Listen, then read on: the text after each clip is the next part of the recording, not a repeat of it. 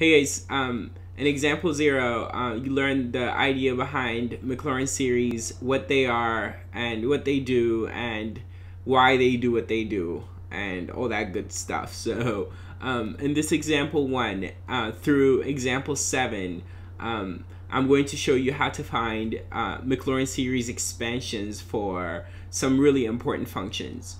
In this example, it will be about the function f of x equals e to the x, which we briefly mentioned in example 0, right? Okay, now this function has probably one of the simplest and easiest Maclaurin series, hence why it's example 1. And in example 2 will be sine x, and then example 3 cosine x, and so on. All right, cool. Now, where we start is recalling that a Maclaurin series for a certain function f is an exact match for that function f, written as an infinite sum as follows, which is the infinite sum from n equals 0 to infinity of, and then it's going to be fn of 0 divided by n factorial times x to the n, right? Okay, cool. That was poor. Times x to the n. Okay, so every time we give another example, I'm just gonna have this formula right here ready, and we're just gonna use it. But in this video, since it's our first example, I'll explain it a little bit more. So first of all, I assume that you are somewhat familiar with how sigma works, so I won't have to explain this part. But inside of the sigma, so in here, x to the n is self-explanatory. For each n, we're using, like, terms of a polynomial, polynomial terms that are like of x to the n power for different n's going from 0 to infinity, right? N factorial here is also pretty self-explanatory, but what is in this numerator? That is the nth derivative of the function f evaluated as 0. So when n is equal to 0, f0 of 0 in this numerator will mean the 0th derivative of the function f evaluated at 0. But wait, the 0th derivative of the function f means the function f itself, because that just means before taking any derivatives, the 0th derivative. So this is just equal to f of 0. So for e to the x, that'll just say e to the 0, which is 1. Now, when n is equal to 1, so when we move from n equals 0 to n equals 1, so as to get the second term in this sum, right, in this infinite sum, then we'll have up here, we'll have f1 of 0, because n is 1. But that just means f prime of 0. So when n is 1, f1 of 0 will mean the same as f prime of 0, which, because f prime of e to the x is e to the x again, just means that we have e to the 0 or 1, right? F prime of x is equal to e to the x for the function f of x equals e to the x. So this here will say e to the 0 or 1. And in fact, that's why e to the x has such a simple Maclaurin series expansion, because if you notice, doesn't matter what derivative we're talking about, when we evaluate it at 0 for the function f of x equals e to the x, that derivative's value at 0 will be 1, because we can keep taking derivatives. We're just going to get e to the x back, and e to the 0 will be 1 every single time. Yeah? Okay, cool. So there's some convenience there. But yeah, when n is equal to 2, then this means f double prime of 0, and then when n is equal to 3, f triple prime, and so on and so forth. Yeah? All right, cool. Now, what we seek to do in finding the Maclaurin series for e to the x is first figure out, by writing the first so many terms of this sum, what the terms look like. And then we're going to seek to establish a pattern of what the general term will have to look like based on the first so many terms that we write down. If what I just said isn't exactly clear, it'll be shortly, so bear with me. All right, cool. Now, as we said, when n is equal to 0, what we'll have in this part is f0 of 0, which we've already talked about, and then divided by 0 factorial. But this is going to equal f of 0. This means f of 0, right? And f of 0 is e to the 0, so that's 1 over 0 factorial is 1, so 1 over 1 or 1. Got it. So this whole thing is just equal to 1 when n is equal to 0.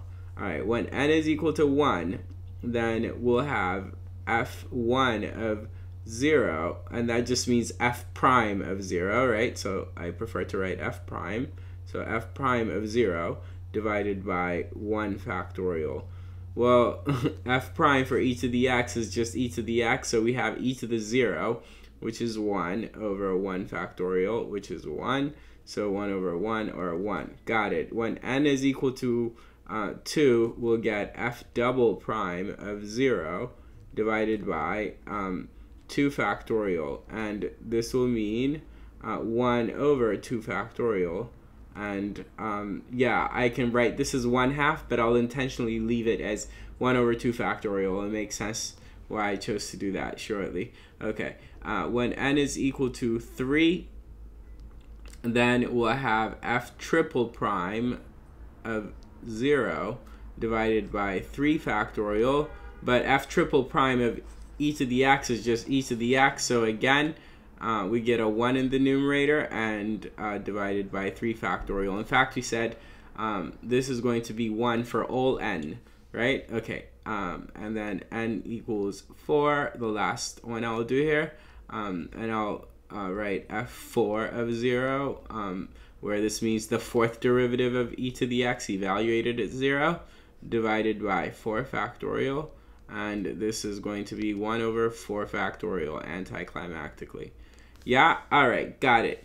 Now, if we then started to write e to the x in its Maclaurin series expansion, then we would write that e to the x is equal to, well, we start with n equals 0. When n equals 0, this guy was equal to 1, right there. So I'll write, so 1, and then we would have x to the 0, right, when n equals 0, and then plus, and then when n is equal to 1, this guy, which turned into that guy, is equal to 1 again. Got it. So we have plus 1 and then times x to the 1st power, right? Okay, oh, that's supposed to be in blue. X to the 1st power, got it. And then plus, slanted, sorry guys. I'm very picky about my writing. Okay, and then plus, and then when n is equal to 2, you can see it, it's right there. So we have 1 over 2 factorial, and then times x to the 2nd power. And then we have the other guys over here on the right. But yeah, when n is equal to 3, we have 1 over 3 factorial, right? 1 over 3 factorial, and then times x to the 3rd, times x to the 3rd. And then when you get it, and then when n is 4, and then times x to the 4th, right? Okay, times x to the 4th. And we don't need these guys anymore, so let's get rid of and make space. Here it is. Here it is, gone. Okay. And now that we've written the first so many terms, we would like to figure out what's called the general term. That is like, how can we write the nth term somewhere down the line, right? So if this is what all of the terms look like, there must be a pattern about them. And there clearly is, right? And so what does that look like for the nth term? Well, we see that, first of all, we have to have an x to the n. And that was like very clear from the get-go. And then in front of that is this coefficient. And this is really what you have to figure out each time you're trying to find the Maclaurin series expansion. What will be tricky is figuring out this part. This part will be given from the start, right? Okay. And now looking at all of these guys, and if it's helpful to you, I can write back what we'd had underneath this, which was 1 factorial and 0 factorial. But yeah, it's pretty clear that for every n you have 1 over n factorial multiplying x to the n.